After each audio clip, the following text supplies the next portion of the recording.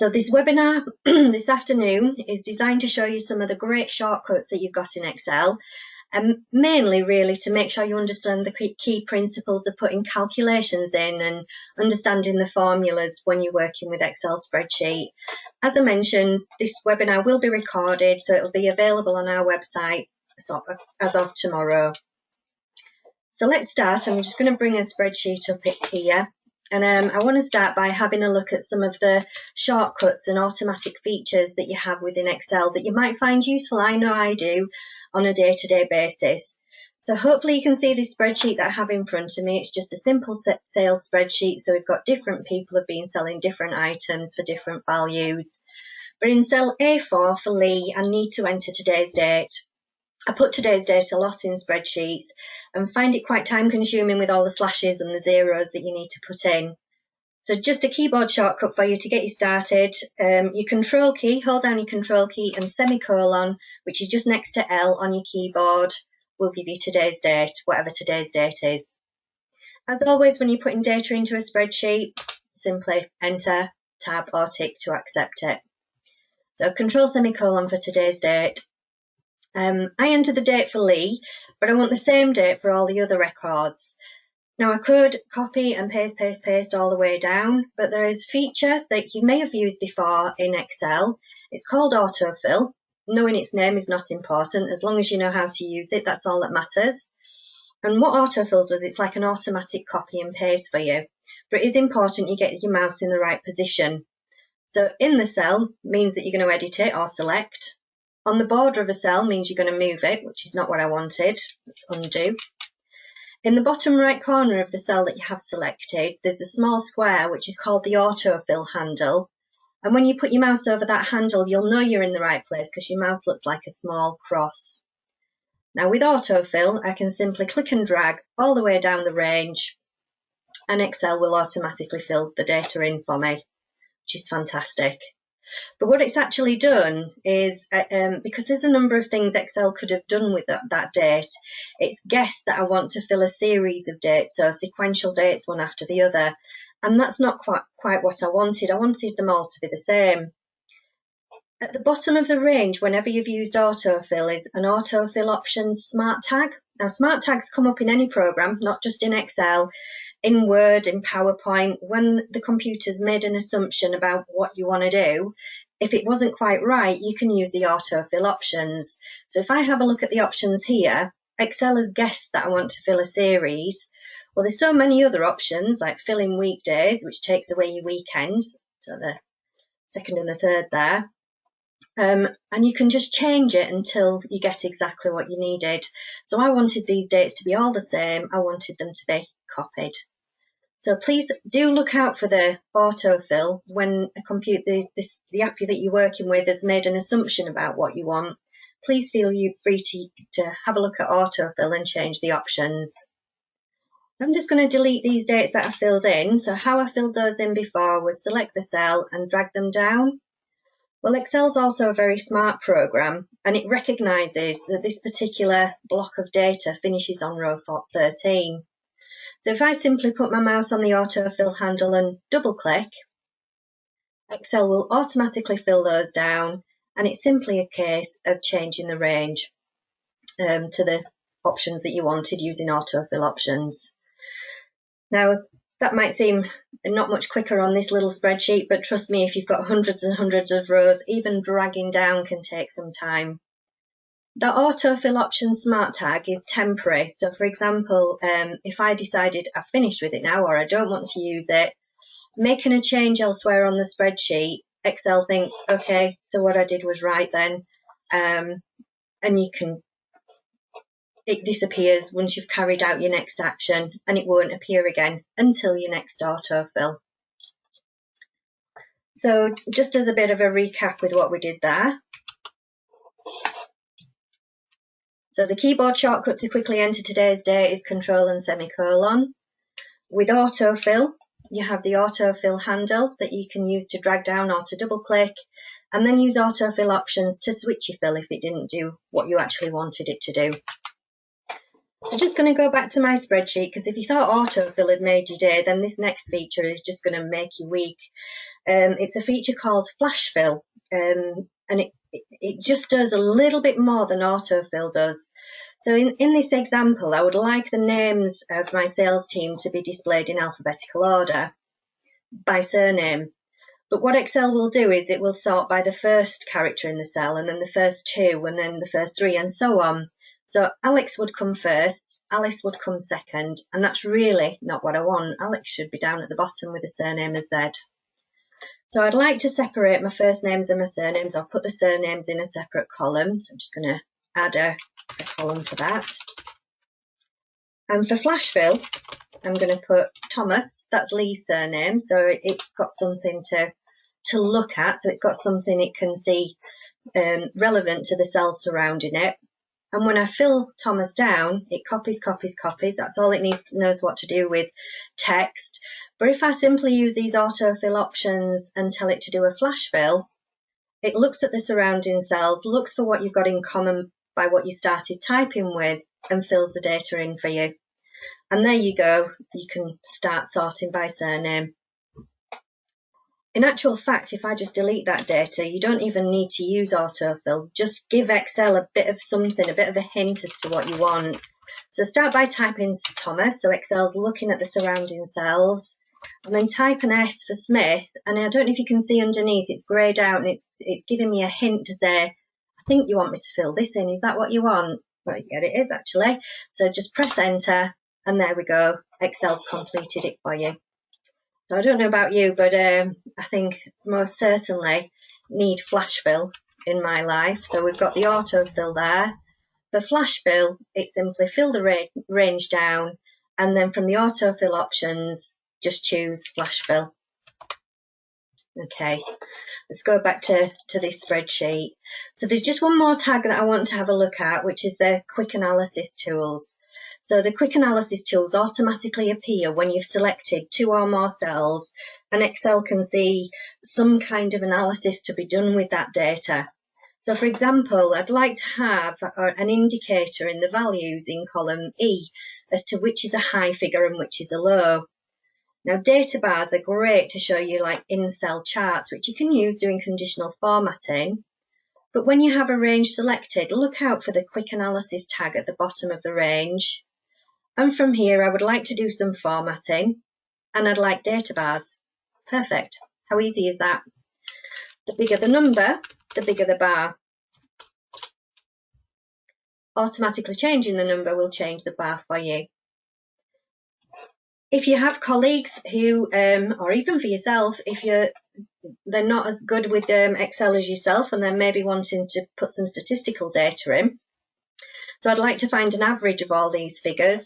Again, highlight the range, quick analysis tools, and from totals, I'm just going to choose to put an average in there. Or even if I highlight all this data, quick analysis, I'd like to just quickly create myself a column chart to display. Simple, literally seconds, and it does the data for you. So look out for those tags that you've got in there. Now, Nicola's just said, love that. I think it's absolutely fantastic, these features.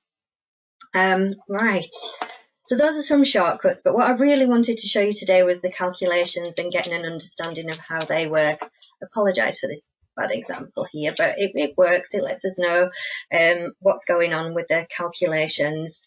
And I'm going to start by using the four main operators that you have when you're working in Excel. So your four main operators, for a plus, it's the standard plus sign, minus is a minus, multiply is an asterisk, or if you're on a normal keyboard, shift a number 8, and divide is down at the bottom, generally underneath the question mark. So I'm going to be using those four operators to put these calculations together. All calculations start with an equals. So for lunch, I've got something, an apple at 50p, a drink at 50p, and a sandwich at £2. So I just want to work out how much that costs. So as I mentioned, equals, all calculations start with equals. So the apple cost me 50p. On top of that, the drink cost me another 50p. Oops.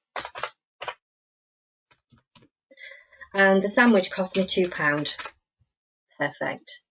When you're done, accept it. So using enter, tick on the formula bar or your tab key. And there we go, my total is £3. I've got a little hint there telling me I've done it. Now the formula bar at the top of your screen is there to show you your workings out, whereas the cell shows you the answer of those workings out. So if the answer is wrong, then maybe go back and have a look at the formula and fix it in there, rather than changing this value or starting again. Now I use numbers in that example, so 50p, 50p and £2, which is fine and it works, except if I change this drink to cost me £1, my total is now wrong. So I have to go back to the formula, so this figure here is no longer 50p, it's £1, adjust the formula and press enter. So now the total is right. So it's much better if I go here and put how much I've spent on shoes. So I've been buying 4 pairs of shoes. Well, there's nothing else to do these days, is there? So online shopping's great. 4 pairs of shoes at £50 each, bargain. So how much did I spend on shoes? So the operator I'm going to be using here is multiply. But instead of typing the number in, I'm going to have a look and look that the number of shoes I've bought is in cell B12. So I'm going to type in B12 times by, and then the price per pair is in C12, so I'm going to type in C12. And again, enter, tab or tick to accept it, and you get the total. If I change the number of pairs of shoes I've bought, because if I have a look at the formula, it's multiplying whatever's in B12 times whatever's in C12. So if I change the value that's in B or C12, the total will update automatically. So we had a look at typing in numbers, we had a look at typing in cells. You don't even have to type the cell reference in. So here I want to work out how much Johnny's pocket money comes to. So I'm going to start it off with equals. And he started off with £10. Now rather than looking at in column A and it's on row 19, just click on the cell and Excel will put that into the formula for you. And from that £10 that's in A19, Johnny's spent, so I'm going to minus £2 by clicking on the cell, minus the £3 that he spent on a toy. So it's just quicker rather than typing in cell references, and it does exactly the same thing. And there we go, we've got the total of 5, again using cell references, so if any of these figures change, the total will be reflected. The last method that I'm going to use to enter formulas is to go to the cell with the arrow key, because it depends whether you've got a mouse in or not. Again, equals, always with the equals, and then with your arrow keys on your keyboard, simply move around until you get the cell that you want to include. When you're on that cell, type in the formula, so £2,000 divided by the number of people, use the arrow key to get to it, and enter. Or use a combination of all of those. Typing, moving, selecting, they all work fine. So that was the basics worksheet, and like I say, if you've downloaded the spreadsheet, please feel free to have a go at Jamboree and Travel. They're just a couple of spreadsheets for you to have a play around with, or like I say, share with your colleagues. So we had a look at just putting 4 separate individual formulas in there, but more often than not, you will find that you've got a spreadsheet that's got repetitive formula. So I need a total for each one of these. So it's the same formula all the way down. So I just need to worry about the first one. So Hannah has 95 jelly babies. She doesn't like the jelly babies, so she's going to divide them equally between her 5 friends. So it's just simply equals the number of jelly babies divided by the number of friends.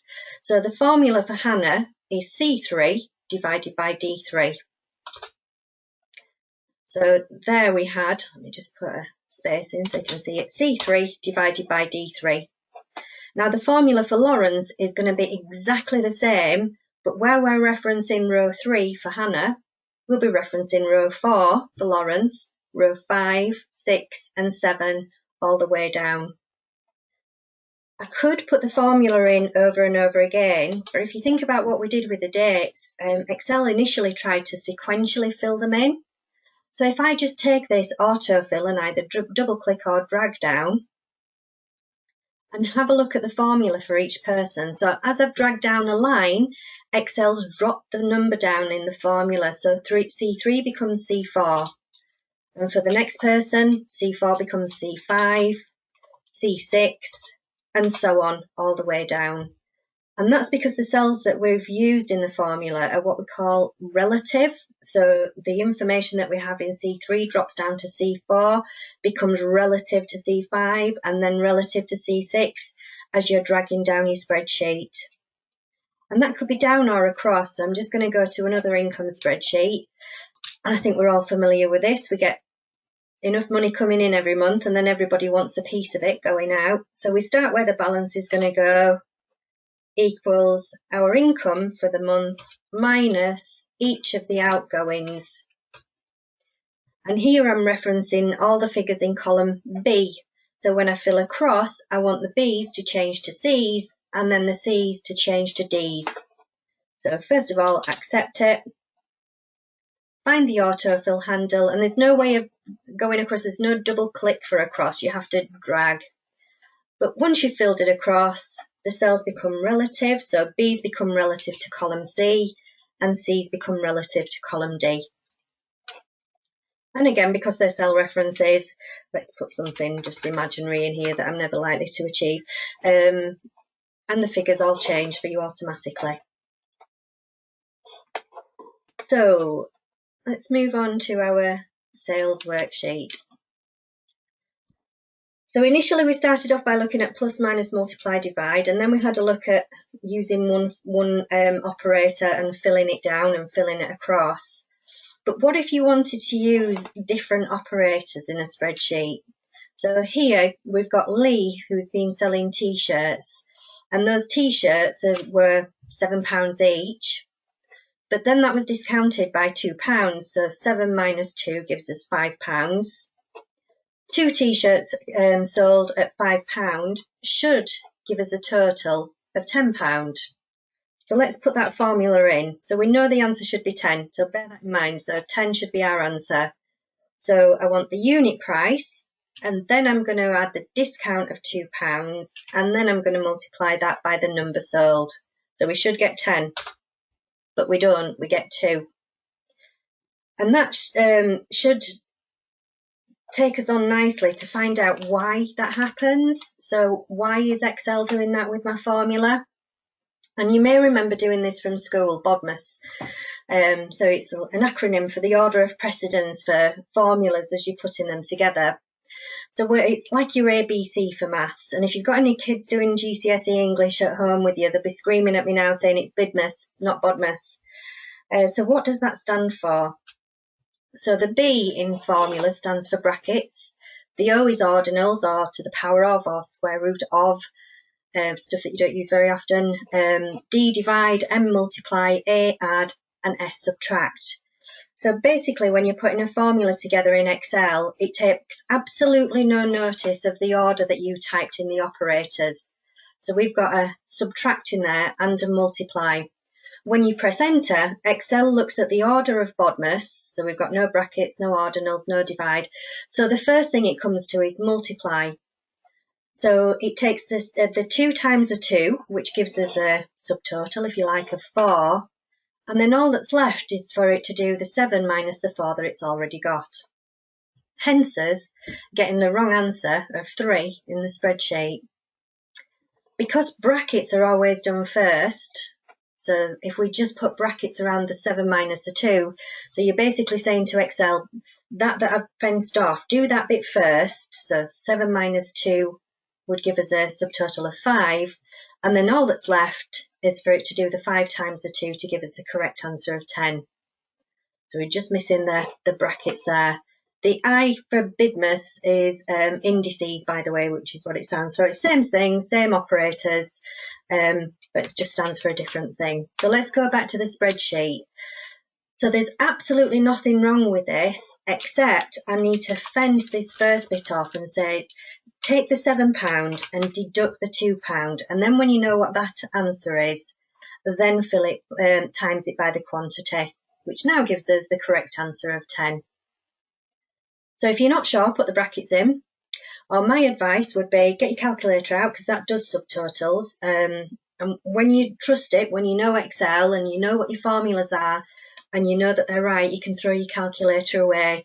But that's the order of precedence for Excel. And again, because these are just relative references, I can just fill them down and it makes it relative from row 4 to 5 to 6 to 7 and so on.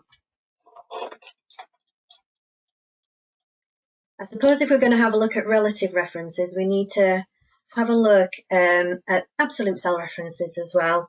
So the opposite, so where a relative cell reference will change, so it'll drop down a row or across a column as you fill in, an absolute cell reference is constant or it's fixed and they don't change at all when you're filling your formula. So on this sales worksheet, I know that Lee's subtotal is 10, excuse me, and I want to work out the commission, which is 12% of the subtotal. So I need to think about this when I'm filling it down. The formula is quite straightforward. So if I just said I want £10 for Lee, and because that's relative, it will change from G4 to G5 to G6 when I fill it down, times by the sales commission, which is in H2. But it's in H2, it's not H3 or H or anywhere else on the spreadsheet. The absolute cell reference, H2, should be fixed when I fill it down. So as I fill it down, it should become, for Chris, should be G5, but still times H2. G6, but still times H2. Let me just enter that because it is correct. When you're using absolute cell references in an Excel spreadsheet, you need to add a little bit of code around them. So a relative cell reference is just a column, letter, and a row number, and that's it. But an absolute cell reference, and you may have seen dollar signs in formulas and wondered what they were doing. It's nothing to do with American dollars, nothing to do with that. It's a code that tells Excel that this cell reference in the formula is fixed. So when you drag it up, down, left, or right, it remains constant. So if I can just go back to the spreadsheet and go back to the formula, I didn't put the dollars in, but that was fine for the first one. It's only when I start filling it that I notice it's wrong. So 12% of 30 can't possibly be 300,000. It can't possibly be. So what's happened is G4 has become G5, which is correct, but H2 has become H3, which is not correct. So I'm going to just delete all those out and go back to the formula. So it's cell H2 that's the constant one. So I just need to type in dollars. And the first dollar that I put before the H fixes the column H. And the next dollar goes before the row. So that's fixing row number 2. And in essence, I'm fixing the whole cell reference. So fix the whole column H row 2, make it a constant in the formula. Before I fill that down, if you're typing the dollars in, if you put them in the wrong place, Excel's just going to give you an error. I don't know what to do with that.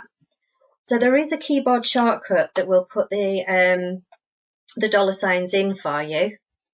And if you think about it logically, if you have a look at a normal keyboard, in order to type a dollar, you'd use Shift and number 4.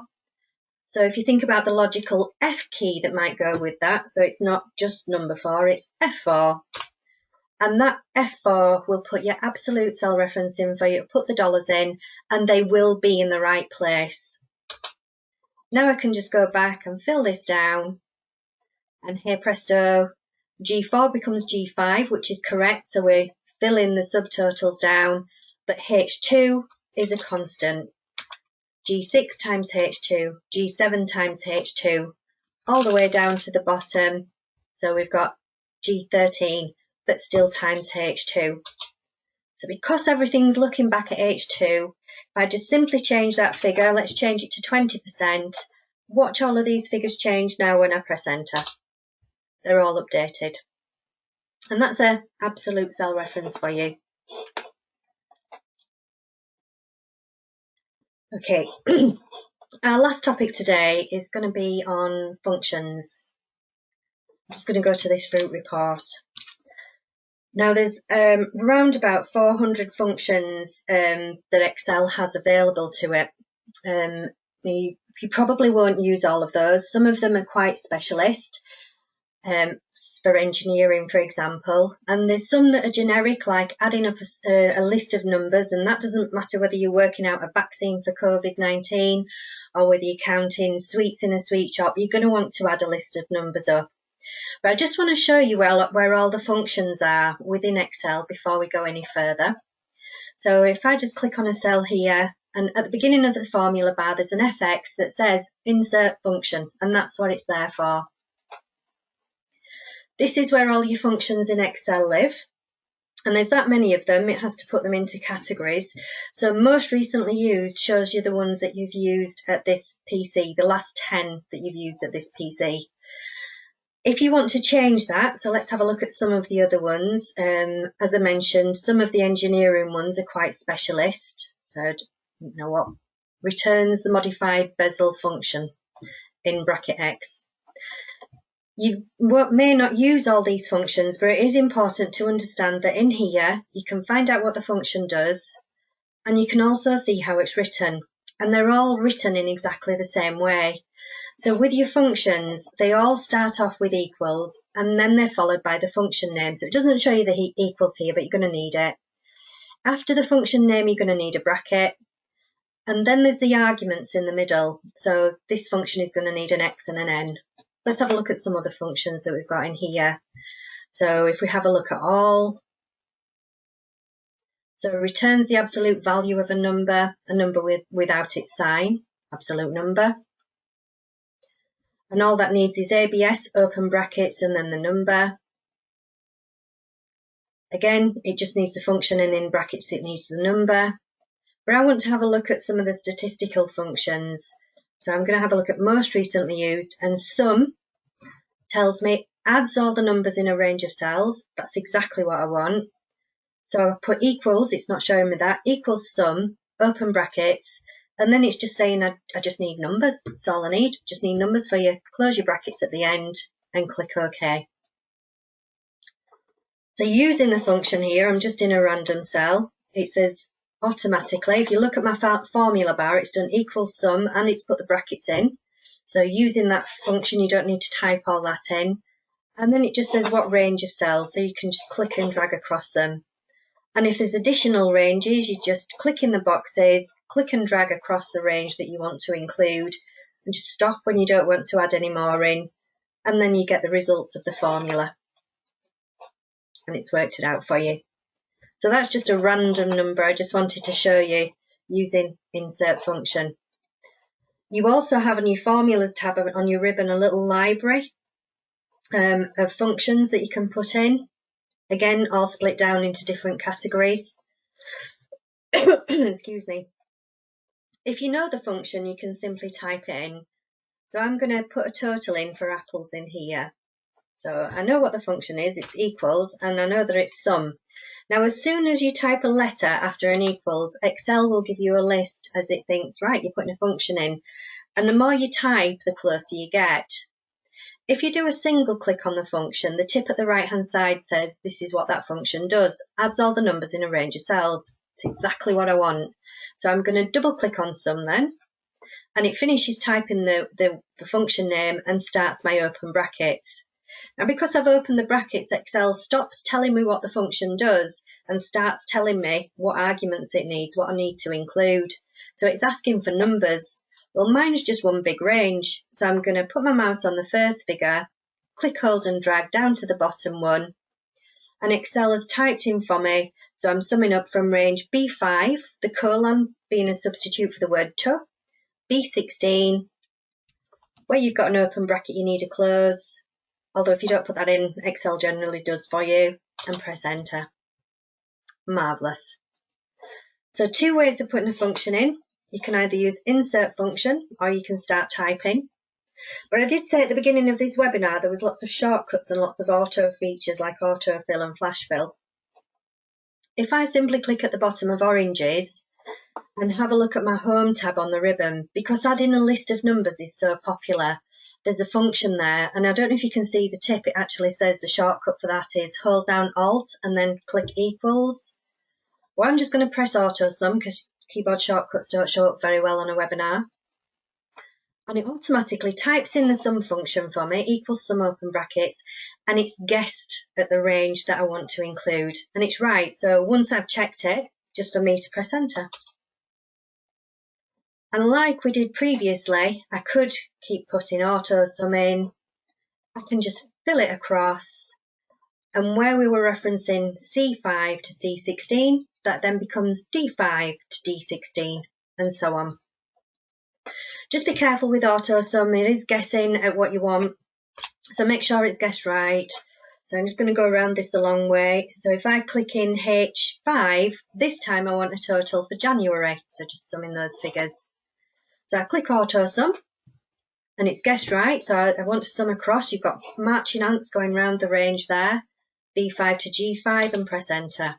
If I do that again for February, B6 to G6 is fine, press enter.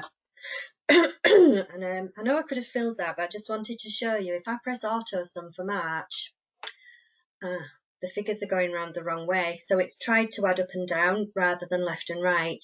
If that happens, just ignore the cell range, and with your mouse you're just redirecting it, just saying not those ones, these ones, click and drag across, and it's changed the range from B7 to G7, exactly what I wanted. There is something called a circular reference, and you often get that when you drag too far with a formula, so I'm just going to show you one more. So my total is in cell H8. Now if I drag across the April figures, but I've dragged too far. So I've dragged B8, and I should have stopped at G8, but I've dragged a little bit too far. So I'm asking Excel essentially to add the answer into the answer, but it doesn't know what the answer is yet to add the answer into. So and on it goes, like a dog chasing its tail, over and over again. If I press enter, I get an error message, and I get a 0 total and a message on the status bar telling me there's a circular reference in H8. So basically, I'm just going to go back, auto sum. I've clearly dragged too far, so just making sure I stop at the right cell and enter. But I'm sure you sat there thinking, can't you just auto-fill, Joe, like you did before? And absolutely, but I just wanted to show you, look out for this. It doesn't always get it right. And always when you get hashes in a cell, it just means the column's not wide enough. So it knows what the figure is, but it's just not wide enough. Okay, let me just take those out. So even with the auto sum, click in the cell, auto sum, press enter, go back, fill it across, and that would be 5 moves across here. But watch this, if I just highlight the cells that need sum in them, that's 1 move. Auto sum, 2 moves rather than 5, and that would work down the side too. Select auto sum. Marvellous. And if that wasn't quick enough, if I delete all those figures again, but this time highlight all the cells with figures in, and just highlight the empty column and the empty row to give Excel a hint that these empty bits need totals in them. So that was 1 move, so just 1 swift move, and you guessed it, auto sum. Perfect. I'm going to go back to this income spreadsheet, and I want you to have a look at the formula in here. So we did B3 minus B4, B5, B6, B7, B8 and B9. Well, all these figures basically just need adding up and removing from the overall total. So it may have been better for us, so instead of doing minus that, minus that, minus that, minus that, is to do B3 minus the sum of all the outgoings. It makes the formula easier to read, and it also means I'm less likely to miss out one of those formulas and get that accurate. Gives me the exact same answer, but it's just much more efficient, just using that sum function. Other statistical functions, if I go back to fruit, they're all written in exactly the same way. So if I just double click on one of these formulas, equals sum to add up a list of numbers. Average, if I wanted to work out the average for apple, is to, if I was doing this on a calculator, I would add all those figures up, and whatever the total of those is, okay, divide it by the number of them. So I'd be dividing 18,658 divided by 12, which would give me the average. But there's a function for that. So where the sum function uses equals sum, and then it needs a range, the average function is equals average. And then it's exactly the same. So I've got an open bracket there. Simply highlight the cells I want to include, making sure I don't include the total, close brackets and enter. The statistical functions, you can either type them in or use the arrow. Notice I haven't pressed AutoSum itself, but using the arrow at the side of it. So to find minimum, so average was average, but minimum is min. So that's going to show me the lowest figure. Now it thinks I want to find the minimum of the cell above, which isn't right. So remember what I was just saying, just tell Excel, not that cell, these ones. Find the minimum of these ones. So the lowest number here, I think, is 256. Opposite to that, with a maximum, I want to find the highest number, which I think is 526. So click where you want the total to go, the answer to go, drop down arrow, select the function. It's picked the wrong cells, so you just redirect it to the right ones and enter. And finally, the count. So there's 1, 2, 3, 12 cells with numbers in them there. Click where you want the answer to go, count numbers. And it's those I want to count. Brilliant. Highlight all 4 of those statistical functions and fill them across the table, and I've got answers in there within seconds. Obviously, if your figures change, so if I change the January apples figure to 2, the total, the average and the minimum is going to change. Total changed, average, minimum. For oranges, if I change the figure to, let's say, 5,000, the total, the average and the maximum is going to change. So the total's that big now, I can't see it. No, it's there. But I need to change the column widths. If I change for pairs and actually delete that value that I'm on, the total, the average and the count is going to change by pressing delete. So now it's told me there's only 11 cells from that range with numbers in. So if you were looking at salaries and last month you had 12, month before 12, but this month you've only got 11, you're missing somebody. So it's a good indicator of what's going on. But just remember, pressing delete actually empties the cell.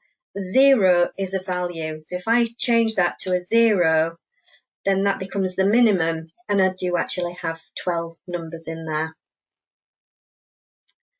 And I think from what we set out to do today, to have a look at some of the shortcuts, autofill, flash fill, using the quick analysis tools, having an understanding of plus, minus, multiply, divide, the BODMAS theory, or BIDMAS theory when you're putting calculations in, absolute and relative cell referencing, and then using some of the statistical functions. So I hope you've learned some shortcuts and understand a little bit more about formulas and functions. There is a small survey at the end of this webinar, but has anybody got any questions? Do you want to just use the chat box before we finish? Let me just see. There's a couple of people who said they haven't been able to download this Excel spreadsheet handout, so I will email it to everybody after.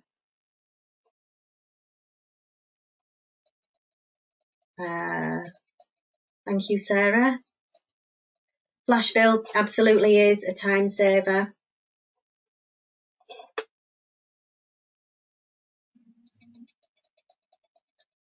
So no questions, thank you, great session, thank you, and no questions.